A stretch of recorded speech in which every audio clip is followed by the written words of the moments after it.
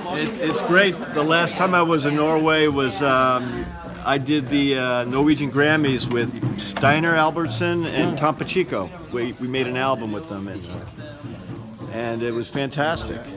And so great to be back. Is it dark and cold here this time of year? I live in the Catskill Mountains in Woodstock, New York, so it's cold there. We got a foot of snow yesterday before we left, I think. So I'm used to it. Plus, I'm half Scandinavian. I'm Swedish. You are? Oh yeah, Swedish and Italian. So I'm used to the cold. Okay. Yep. Nice. So what do you think about the venue here? It's beautiful. What a beautiful venue. I can tell the acoustics are nice, the walls. It already sounds, it has a nice solid sound in here. It's built for music. So you're looking forward to the concert Friday? Yeah, we've to play with all the Norwegian artists. I'm looking forward to hearing them sing these tunes with us, and the whole band is very excited about it. Have you heard Norwegian artists before, or is it the first time you? I haven't heard any of these artists. No. I went and listened to some of Prudence on a video that when Jan told me that Prudence was playing. Some of the members were playing with us, so that's all I've really heard. So we're excited about it. What do you think about the Prudence music? It reminded me. The only tune I heard was one that sounded like Jethro Tull. And they were playing a big concert outdoors, so it sounded great. I loved Jethro Tull when they came out. I'll be playing with Woodland. So you've been playing the band after the last Waltz? I joined in 1985 with the band. How many years? 15 years. Randy joined in 1990. We both played in Levon Helm's band, the Woodstock All Stars, and Jim got the band gig first, and he and I had a band called the Stetson Brothers in town. And when the band was off the road, Jim brought Levon down to where we played. We had a residency job every week. Yeah, we played country music. Played country music, Stetson Brothers. And Levon came in. We started with 50 people in the room, and as soon as Levon came down, we had 250 people. Yeah. So we said, why don't you join the band? So he did. And from there, we developed a really good relationship, and went on the road with his band. And then, unfortunately, when Richard passed and Stan got in, Lee asked me to join with the guys. And so 1989, 1990, I'd say, I joined with them. And we did 3 records with them and numerous tours. Have you been playing the last Waltz concert from? No. We never really tackled it. We never really did that. We've never done the last one. I did it this summer with the Midnight Ramble Band at Lincoln Center. Yeah. But other than that, I've never done the last one. I can't right now. So this will be the first time we've done all these tunes. Yeah, from start to finish, like it was originally. Yeah, and we didn't when we did it at Lincoln Center this summer. With the artists, we didn't do all the songs like we're doing. We did some of them, Dr. John came, and I forgot some other country stars. I can't really remember. Lucinda Williams. Buddy Miller.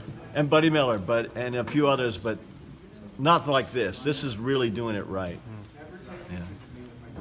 Yeah. Everybody say that the last Waltz is the most legendary concert there is. Why do you think? I don't know, Marty. What would you say? One of the first documentaries of that sort, maybe. Also, the timing and the it was the end of a hippie generation movement, and prior to a big change in the world, Martin Scorsese was involved. He recognized that fact. Garth Hudson, highly intelligent person, had a lot to offer. Richard Manuel, who actually was a student of Garth, and they had so much to do with the music I think even the creation of the song, the last of the anthemic ending of the last waltz. I know that wasn't really a Robbie piece as much as it was their piece of music. So I don't know. There's so many tie-ins to the times and all the people who were around Emmylou and how much Levon was tied into the blues and the Southern blues and the roots of all that, and being from Arkansas, and all those, and Richard Manuel. I was in a band with him and Rick Danko's band, and those guys, they were blues hounds. You know, Richard was a Ray Charles blues hound guy, so I don't know, it just seemed like it all worked together, and I met Jim when he was very young, when I was in a band in Woodstock, and I had already known those guys, and I was starting to work with them. It's pretty synchronistic. It was an end of an era, though. It was almost like an end of a great era of amazing artistic, just one person after another, from Joni Mitchell's writing, just creative writing, to the band's mixing of Americana music, first Americana music, really, if you want to label them. They never had a label of that. Mixing blues and rock, Neil Young, just these fantastic artists, Van Morrison. Yeah, his mixture of, his particular was Americana. That Irish folk stuff mixed with rock, He was right there in Woodstock, living there. Everybody was living there. Happened to be in a band that Michael Lang, that put on the festival, was managing, and I don't know, somewhere in there we met. I don't know. I eyeballed the old days. This Waltz was a culmination, it's a culmination of their whole career, basically, and the people that influenced them were all on the last Waltz. Muddy Waters, Right. All those folks that appeared with them were cohorts, friends, mentors, and peers. So it was a great celebration. And then, would you say it would be fair to say that after the fact, the rest of the guys besides Robbie decided it was not time to culminate? I don't think any of the fellows wanted to quit going on the road. I think Robbie was the only one that had wanted out, and the fellas, Richard, Garth, Levon, and Rick, wanted to continue to work on the road. And when they put it back together, they started playing with the Kate brothers for a while because it was a natural thing for them. It was Levon's cousin. They had a built-in band. And it jump-started them, and then when that ran out, they hired Jim. So Jim basically replaced 6 people, which is pretty amazing. But also And the they sounded fit of great. Jim and Randy, I have to say, it was very intelligent, and those guys noticed how well they fit, and the singing of Randy and the drumming, and that was great for their whole situation, how well Randy could sing. And Levon could play harp and mandolin while Randy played the drums. And They had a great double drum thing. He even played bass on fake bass. I fake bass, I guess. Yeah, we used to do Crazy Mama. Oh, no, that was Levon playing bass. No, What did he you played play? on that. I played on, believe it or not, I played on Long Black Veil? Long Black Veil and Caledonia Mission. Right, there you go. Embarrassing. And Garth had sent me over a piano to use, and I didn't even know Garth. And then here, Albert Rogers, who's standing behind us here, was playing with Garth too, So there's all this connection and synchronicity. And We heard from Marty. I did anyway. Jimmy might have known Marty before that, but Marty was a prolific songwriter, and he wrote songs. He sent songs to us when we were recording the Jericho record. Right. And they were great songs. Unfortunately, just one of them got on the record, but there were some other good ones that were fantastic. And later on, he wrote another piece for Levon to do in a Steven Seagal movie. So there was a lineage here with Marty, plus his days with Rick and Richard. So we had a lineage starting this group. Marty went on the road with Garth to Japan that me and Randy didn't make, and when I heard that Marty moved to the East Coast, I said, "Man, Marty, how come join up with us? Yeah. let's put this music together, Right. and keep playing the band's music." So we're just trying to continue on with the way playing the band's music. over here, Albert.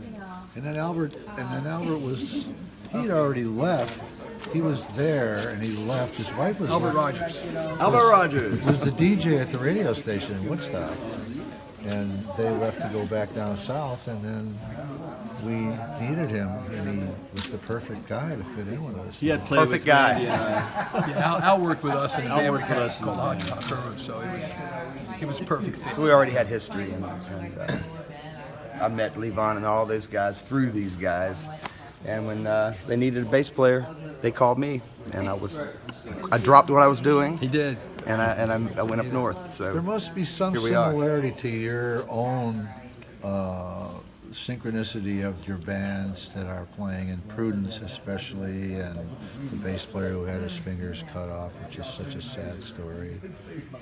So sorry to hear about that. But there is all this synchronistic stuff with your own people who are connected to the Last Waltz too, which is even greater for us. All these Norwegian stars love the band, and that's what Kim and Jan had told me, you know, that there was this big connection of an influence by the band to them, which is really, really heartfelt. It's really nice, and we're looking forward to meeting all these people, because I think there's going to be a really nice togetherness. And so And then Clark, here's the horn player. Clark Gayton is a primary person in helping Levon get horns into his music in a way that he wanted and respected and appreciated. So he's really the main guy that sort of worked That's with the man there. Helms band. And he got everybody else to join in, so he Yes. can speak for himself. We got Aaron Hike here, saxophone. what's up? Reggie Pittman. Lawrence Heavyon. Hey. Yeah. This is the harpist horns. Clark spent a lot of time playing in Levon's band. Oh, yeah. So he was next to the man for a long time. Yeah. he's- Yes. Was that 8 years or so? I don't know came how in many the- years you were yeah, in there, bro. Yeah, I it's know like a while. 8 years. We So- did 8 years. That was good times. So there's a lineage there. There's, Yeah. there's a knowledge of knowing what and what not to do with this music. Right. Then So- Levon liked the horns a certain way, right, Clark? Yes, he was very specific about that. You know, and then he'd be very vocal. He was very cool most of the time. Until he didn't like something. Until you didn't like something, and then you just get up off, you put his drumsticks down, and say, "Oh, here it comes." No, son! Y'all can't hear me over here. No, but he was great. I loved working with Levon. That was one of my favorite gigs ever. Was working with that cat, traveling on the road with him, just talking to him, hearing all the stories. And hearing about these two guys. These guys came in before us, and were there actually playing with the guys in the band. And the stories these guys have are tremendous. It actually, yeah, it actually helps you play the music better. You don't just come in and just play the parts and just say, "Okay, we're just playing another gig." You know, it's what these guys went through, what they went through on the road. It determines what you play on your horn. So I tried my best to try to accommodate and rise to the occasion. So luckily I did a good job. He stayed Hopefully I with him for did. 8 years, so he did a great job. Yeah, we're all very fortunate We are very to have this unit. Both plane rides were nice, and, you know, no turb, How not many bad. hours? Huh? How many hours? I don't know. It took us what, like It's like 6.5 going there. And then 60 hours, 60 hours? somewhere like 20 hours. By the time we got here, it was only a couple hour. flight time. You know, it's about 20 hours or so. 600? Leaving Right. my house from up in the mountains and Travel time Catskills, Yeah, from where we waiting, right? about 20-hour run. So we were a little flattened yesterday. My wife's a mathematician. Yeah. She We figured called One Uncle way to about put it. it. 31 Yo, Better today. slept well? Yeah, not bad. yeah. Not bad. They Not bad. fed us, and we had a couple cocktails and whatever anybody else needed to get to sleep. We got to sleep. Yeah. Don't jet lag you. I Yes. don't know. Probably. I don't believe in jet lag. Yeah, no, No, we said in New York. I feel like this all Think the about time. jet lag. We're always tired. We're musicians. How many are you on the stage? There's 9 of us. There's 4 horns and 5. You're missing Brian. Brian, he's coming. He's getting his beauty rest, probably. He's on his way. He should be beautiful by now. Taking every Brian plays the organ and keyboards Not he just needs to wake up. with Marty.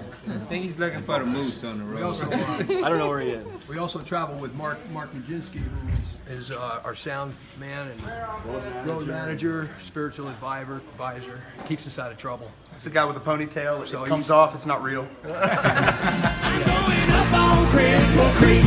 She sends me if I spring or leap. She bends me. I don't have to speak. She defends me in drunkards drink.